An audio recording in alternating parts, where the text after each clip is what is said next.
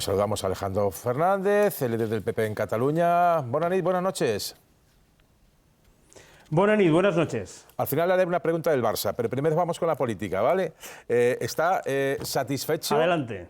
¿Satisfecho con el debate sobre la amnistía ayer en el Parlamento Europeo? El comisario de Justicia ha dicho que es un asunto interno de España y que lo vigilarán, aunque desde España los socialistas dicen que vigilar la Unión Europea vigila todas las leyes de todos los países, que lo suelen hacer de oficio. ¿Esperaban más desde el PP, de más contundencia del comisario de Justicia o de la institución comunitaria?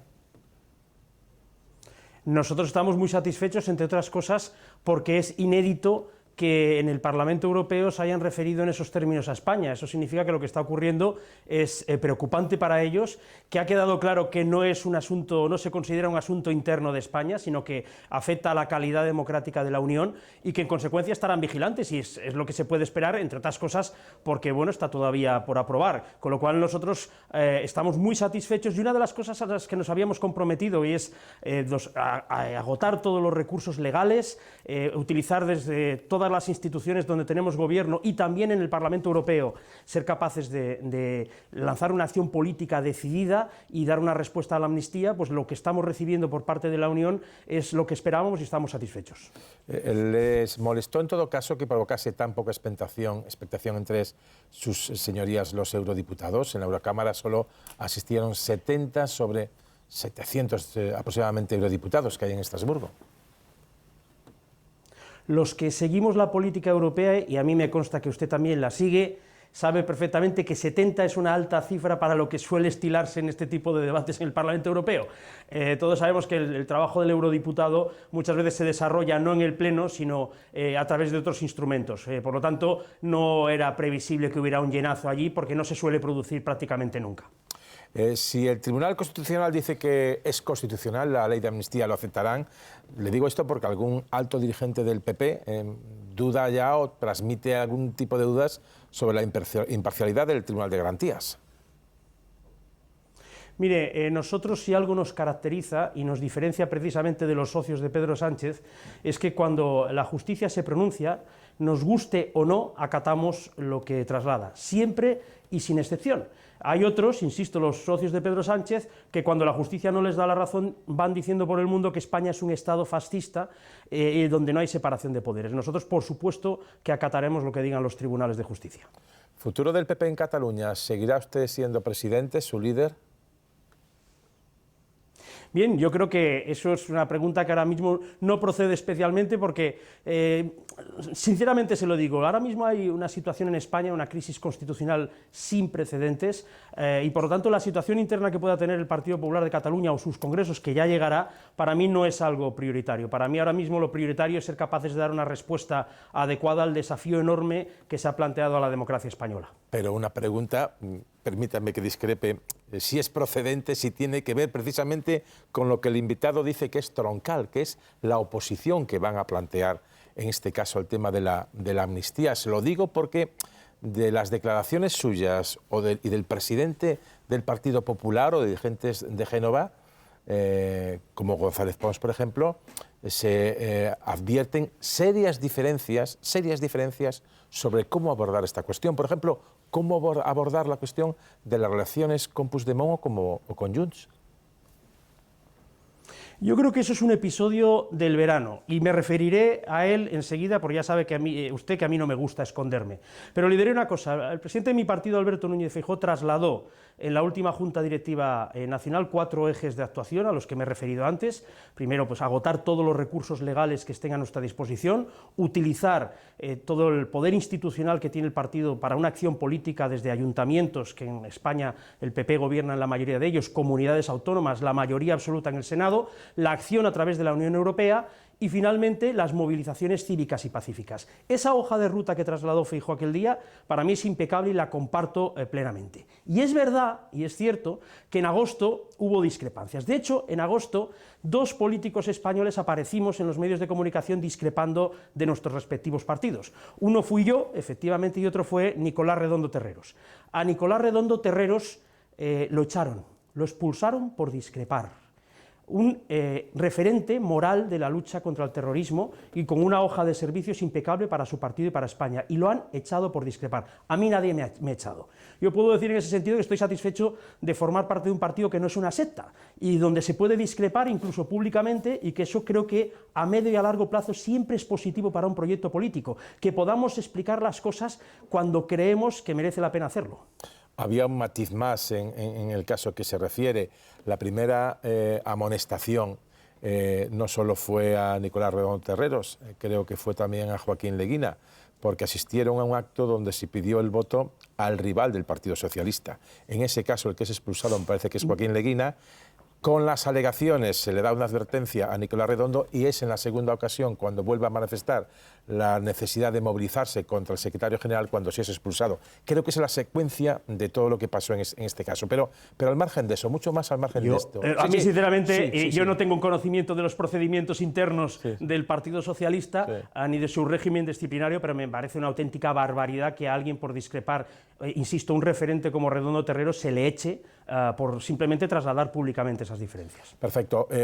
Siguiendo con la relación de la política catalana, antes de ayer, tuvimos aquí al expresidente Artur Mas. Dice literalmente que el más beneficiado de una amnistía en lo político en el futuro será precisamente Feijóo o el que sea próximo presidente o presidenta del Partido Popular, dando a entender que en algún momento, cuando se normalice la situación, podrían tener o necesitarían volver a entenderse con Junts. ¿Usted cómo ve esta interpretación de la política? Pues conociendo como conozco bien a Artur Mas, y dicho con el debido respeto, los consejos que él nos traslade a los del Partido Popular los tomaré siempre con prudente distancia, por ser suave y casi eufemístico. Mire, aquí hay una cuestión muy clara. Ese argumento parte de una premisa radicalmente falsa, y no solamente lo ha pronunciado Artur Mas, también algunas organizaciones empresariales y algún diario importante han tenido editorialistas escribiendo sobre la cuestión. La idea, que si esto es falsa, consistiría en decir que la amnistía es el final del proceso. Yo sostengo que es el inicio de un nuevo proceso, o de una nueva fase del proceso, que es una fase del proceso en la que sus impulsores, que son todos los partidos políticos que votaron el otro día a Pedro Sánchez, es cierto que tienen objetivos distintos para el final del proceso. Sumar y Podemos han verbalizado su deseo de una república confederal española. El PNV, por ejemplo, la propuesta de Urkullu es una España confederal asimétrica, también fuera de la Constitución. Y el separatismo lo que aspira es a un referéndum de autodeterminación. Pero mientras eso llegue, el viaje, el proceso, lo van a hacer juntos. Y ahí, evidentemente, el Partido Popular no va a participar. ¿Qué se persigue con esa idea de que se puede normalizar a través de la amnistía? Pues que nos quedemos con los brazos cruzados, que no protestemos ante esta barbaridad y a este atropello a la democracia, a la separación de poderes y a la lucha también cívica de todos los constitucionalistas catalanes que vuelven a ser abandonados por el gobierno de España del Partido Socialista. Eso no va a ocurrir. Ni nos vamos a callar, ni nos vamos a cruzar de brazos, sino que vamos, insisto, a agotar todos los instrumentos legales a nuestra disposición para parar esta atropelía. Pero no me negará que esto puede encajar, aunque sea de agosto, ha pasado solo hace 3 meses o 3 meses y medio, con las declaraciones de Esteban González Pons diciendo Junts es un partido de trayectoria intachable democrática, justo cuando se están tratando de anudar alianzas para la investidura de Feijóo, y luego Feijóo diciendo yo de Sánchez no me fío, pero de Puigdemont sí porque dice la verdad. Entonces, por eso le preguntaba antes la pregunta que le transmitía, y en ese sentido, si lo que le acabo de comentar de las declaraciones de Artur Mas pueden ir por ese carril. Mire, hay una cuestión que es absolutamente indiscutible. Quien acaba pactando con Puigdemont es Pedro Sánchez. Más allá de eso, yo he repetido en muchas ocasiones que lo que es Puigdemont. Puigdemont no es el referente del siglo XXI de lo que pudo ser Miquel Roca o Duran Lleida o Joaquín Molins, no tiene nada que ver. Es un nacional populista que sostiene, porque lo ha puesto por escrito, pues que España es un Estado fascista, que no hay separación de poderes, que aquí hay una dictadura, que sostiene que los atentados de las Ramblas del 17 de agosto los organizó el Ministerio de Interior de España. Es decir, este es el personaje al que nos referimos, ¿no? Y por tanto, es cierto que puede haber algún momento durante el verano que alguien confundiera y pensara que Junts tiene que ver algo con Convergencia, y no tiene absolutamente nada que ver. Tampoco es que Convergencia fuera idílica, no hay más que ver lo que acabó pasando con Jordi Pujol, pero en cualquier caso Junts no tiene nada que ver. Lo que es evidente es que nosotros finalmente descartamos cualquier acuerdo con Junts, como no podía ser de otra manera viendo las condiciones que ponían, y quien ha acabado pactando con el que sostiene que España es un Estado fascista y que además después de la amnistía ya ha dicho que no va a parar y que va a seguir con el mismo discurso y con el mismo objetivo político, quien ha pactado con Puigdemont es Sánchez, no el Partido Popular. Por lo tanto, esas discrepancias veraniegas para mí ya son debate del pasado. ¿Hubo contactos? ¿A usted le constan los contactos de alguien del PP que vino a reconocer Feijóo con el entorno de Puigdemont o de Junts? No. No le consta. Ni sabe quién puede ser, ni si fue un concejal. No, perfecto. El liderazgo de... Ya ve que... Ya ve que a veces me gusta hablar, pero cuando puedo ser conciso, prefiero ser conciso. Ha sido absolutamente claro, con ese monosílabo. No. El liderazgo de Feijóo está en cuestión en esta legislatura, en la oposición, lo que se aventuran pues 2, 3 o incluso puede que 4 años. En absoluto, y una de las evidencias es que el Partido Popular ya en todas las encuestas vuelve a recuperar una posición muy clara, y además creo que ese liderazgo se forjó también en los 2 debates de investidura, donde insisto, y creo que también pues desde la perspectiva de alguien que pues no tiene ningún problema muchas veces en dar su opinión, como es mi caso, pues como digo una cosa digo la otra. Yo creo que ahí quedó clarísimo la alternativa liderada por Alberto Núñez Feijóo, y creo que nadie la discute dentro del partido. ¿Cómo tiene que ser la relación del PP con Vox, sobre todo en esta legislatura, ahora en la oposición con Feijóo? Porque se dice mucho, sin Vox lo va a tener muy complicado sumar, especialmente ahora en este contexto de polarización política, pero con Vox lo va a tener también bastante complicado. Es la teoría de la manta corta y manta larga que se aplica mucho en el fútbol. Con Vox, a Vox lo necesito, pero con Vox no sumo. Entonces, ¿esta ecuación cómo la tiene que despejar finalmente el Partido Popular? Pues no haciendo demasiado caso a los consejos que al respecto nos dan los separatistas y la izquierda, y atenernos a aquello que ha funcionado bien para España y bien para el Partido Popular, en este orden siempre, porque lo fundamental es bien para España. Mire, en la anterior legislatura, Almeida, Ayuso y Juanma Moreno no tenían mayoría absoluta, y necesitaban los votos de Vox, que tenía la llave de la gobernabilidad en el Ayuntamiento de Madrid, en la Comunidad y en Andalucía. En aquel momento ya algunos sacaron a pasear las trompetas del apocalipsis, ¿no? Vox tiene la llave, habrá una regresión de derechos, barbaridades de ese tipo. No solo no hubo ningún tipo de regresión de derechos, sino que Juanma Moreno, Almeida y Ayuso pasaron ese examen con mayoría absoluta, con una gestión revalidada por parte de la ciudadanía y con sociedades pujantes de crecimiento, las mejores de España, gobernadas por el Partido Popular. Por lo tanto, no hay que preocuparse demasiado. Yo estoy absolutamente convencido de que eso va a pasar en el resto de comunidades autónomas y ayuntamientos donde el Partido Popular ahora no tiene mayoría absoluta y puede necesitar esos votos. Creo que finalmente quien va a salir reforzado es España, y creo que va a salir reforzado el Partido Popular en los lugares donde tiene ese tipo de necesidad aritmética muchas veces para poder forjar mayorías. ¿Y la situación política en Cataluña? ¿Habrá elecciones, pues no sé, dentro de un año y poco aproximadamente? Usted va a ser el candidato del Partido Popular, y al margen de eso, de esa pregunta, que es obligado que se la haga, ¿cómo cree que se va a jugar ese partido? Es decir, ustedes van a tener que sumar con muchas alianzas para ser alternativa al independentismo. Del PSC, de Illa, se dice que es un candidato con mucho peso.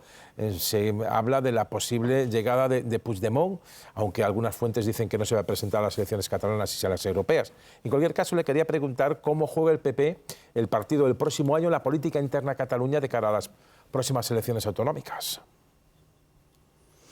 La primera cuestión, y se demostró en las elecciones generales, donde obtuvimos más votos que Esquerra Republicana y más votos que Junts per Catalunya, quien lo hubiera dicho hace 2 o 3 años, es que los pájaros de mal agüero que aventuraban la inminente y ya inevitable desaparición del PP de Cataluña, pues tendrán que volverse a sus cuarteles de invierno, porque el Partido Popular de Cataluña está fuerte, está sólido, y en las elecciones autonómicas las encuestas que están saliendo son excelentes, nos ponen otra vez en las horquillas máximas históricas que teníamos.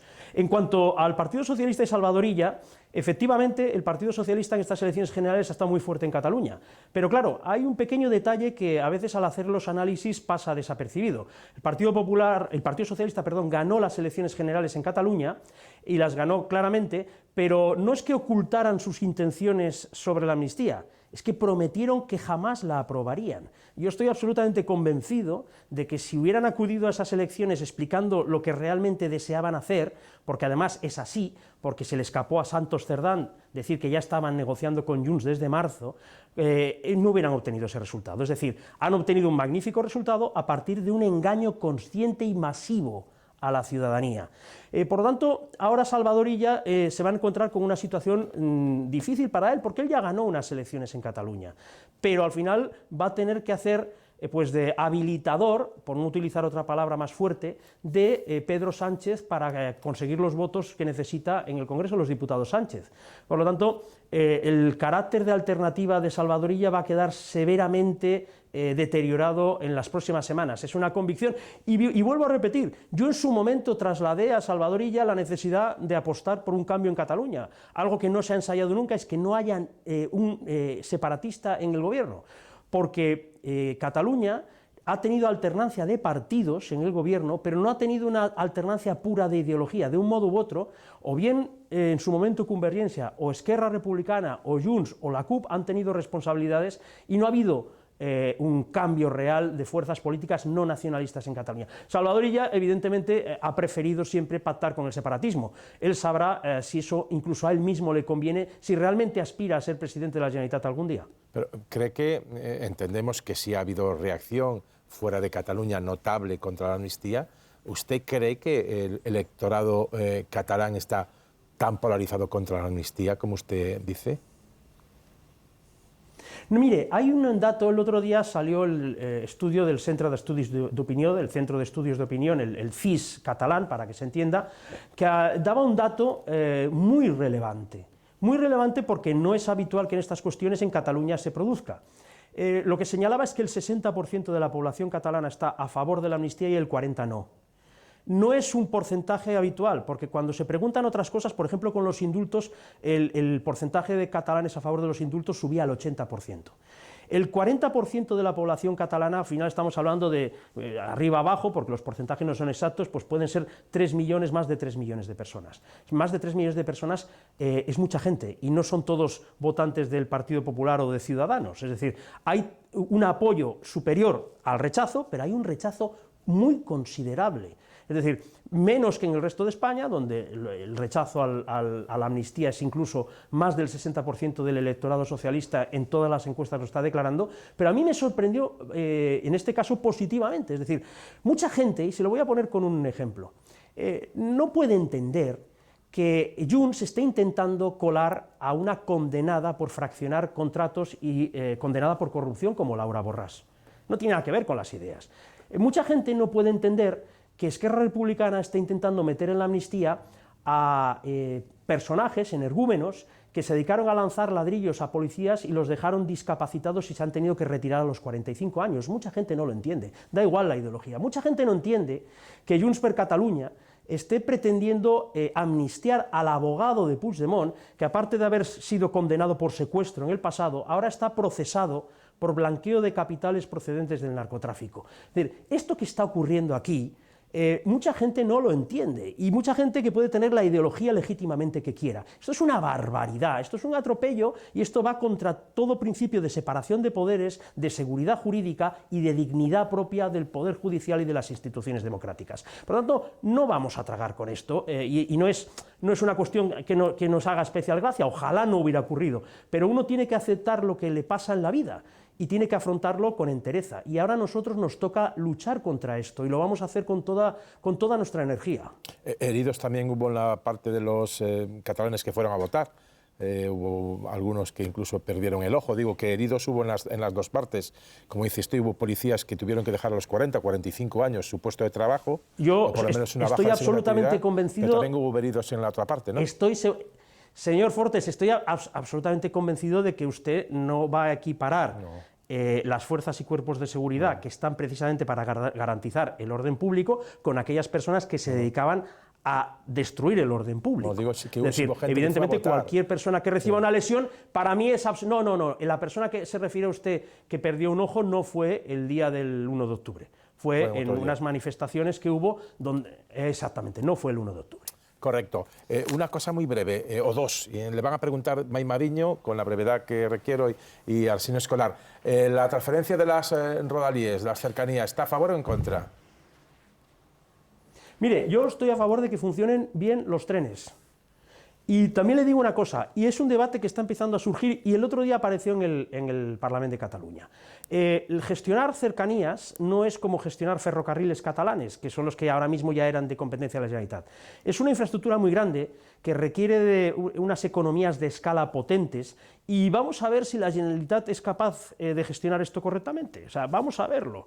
Yo no las tengo todas conmigo. De hecho, no las tengo todas conmigo porque cada vez que la Generalitat gestiona alguna cosa es un auténtico desastre. Sin ir más lejos, fueron incapaces de convocar unas oposiciones correctamente. Es un auténtico desastre. Por lo tanto, en fin, si pasan unos años y los trenes funcionan mucho mejor, yo como catalán evidentemente estaría satisfecho, pero no lo veo muy claro que eso acabe ocurriendo. No lo ve claro, o sea, no lo tiene claro. Una última cuestión, antes de cederle a May Mariño, vamos con cosas de fundamento importante, que seguramente usted hablará pues, con la gente en Cataluña, en Barcelona, que se reúna. ¿Qué piensa de la lesión de Gavi? Bueno, pues la verdad es, en fin, es una noticia muy triste.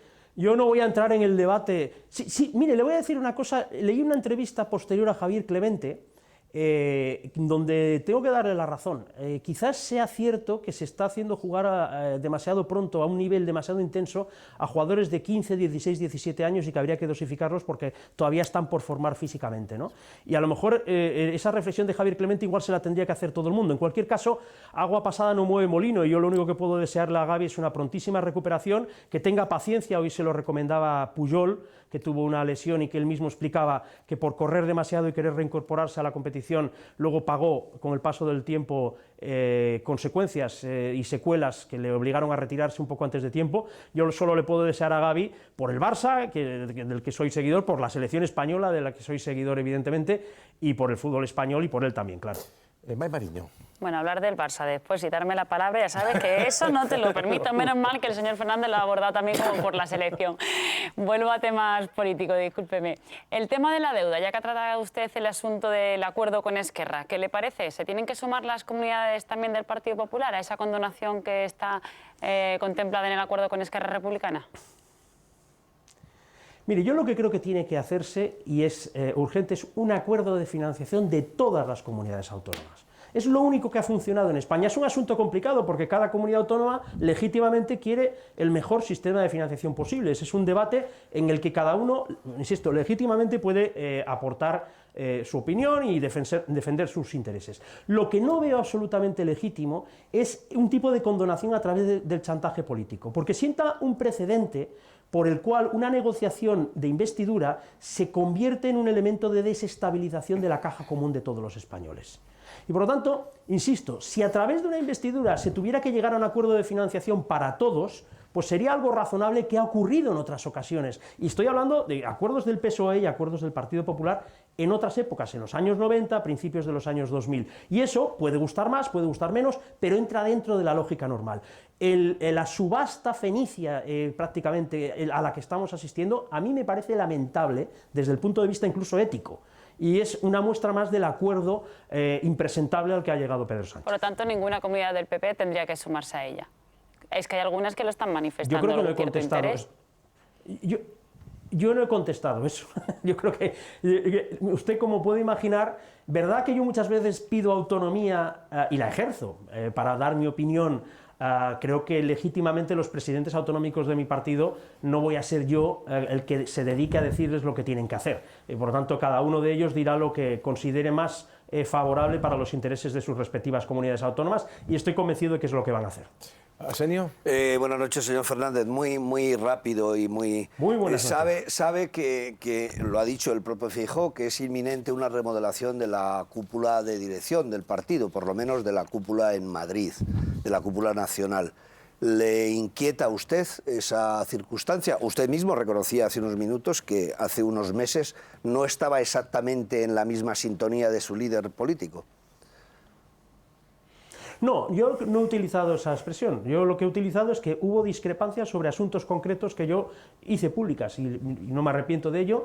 Y además, insisto, creo que es bueno que se produzca ese debate de manera transparente y que no tenga consecuencias como, repito, lo que le ha pasado a Redondo Terreros. Yo creo que esta diferencia, supongo que la entiende todo el mundo y marca una clara distancia entre cómo se organiza el Partido Popular y cómo se organiza el Partido Socialista. Lo que también creo en este caso es que corresponde a Alberto Núñez Feijóo decidir libremente, porque es el presidente del partido, su equipo. Él recibió un apoyo unánime para ser presidente del partido en el Congreso, ha ganado las elecciones, aunque no haya podido formar una mayoría parlamentaria para gobernar, pero ha ganado las elecciones, ha ganado todas las elecciones a las que se ha presentado el partido bajo su mandato, hablo de las municipales y autonómicas prácticamente en todos los sitios, y por lo tanto creo que se ha ganado el derecho a elegir quien considere oportuno. Incluido usted, perdón. Incluido su continuidad. Sí, bueno, la de usted. yo estoy siempre...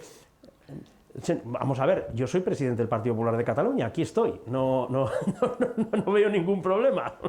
Pues aquí lo dejamos. Alejandro Fernández, presidente del Partido Popular de Cataluña, muchísimas gracias por atender, como siempre, la llamada de este programa y muy buenas noches, molt bona nit. Muy buenas noches, bona nit, y gracias a vosotros por la amabilidad. A ti, un abrazo. Bueno.